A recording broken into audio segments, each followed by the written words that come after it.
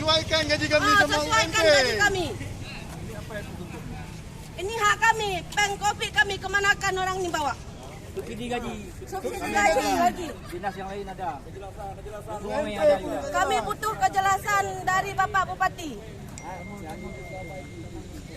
Tolong Pak, kami dari warga miskin sengaja kerja di dinas kebersihan, kerja di kebersihan, membuang sampah setiap pagi. Tidak tahu siang dan malam. Tidak tahu mana ada yang pre atau enggak pre. Tak pernah ada pre bagi kami Pak. Lebaran saja kami dipotong gaji 2 hari libur. Betul.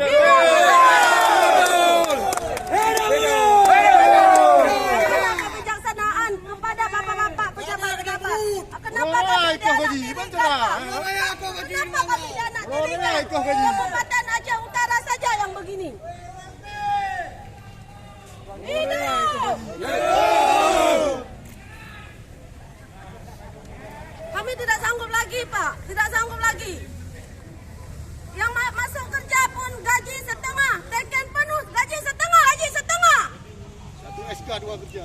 Satu SK kami 2 kerja. Di mana kami menuntut? Sama siapa? Tolong Bapak, tolong. Hari raya kami libur 2 hari dipotong gaji kami.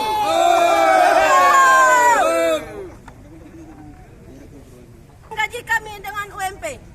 Tolong Pak, kepada Bapak Bupati, kami mohon Pak, kami semua anak Bapak yang telah memperjuangkan Bapak. Tolong jumpai kami.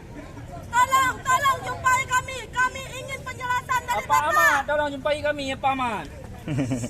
Tolong Pak.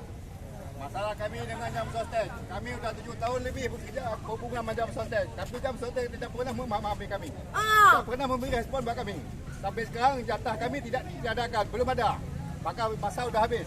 Tolong direspon dikit masalah. Kenapa jam sostek diresmame sampai mengabaikan hak kami? Padahal kami masuk mitra daripada jam sostek. Menyetor tiap tahun buat mereka. Tapi hasilnya sama sekali tidak peduli masalah kami. Iya.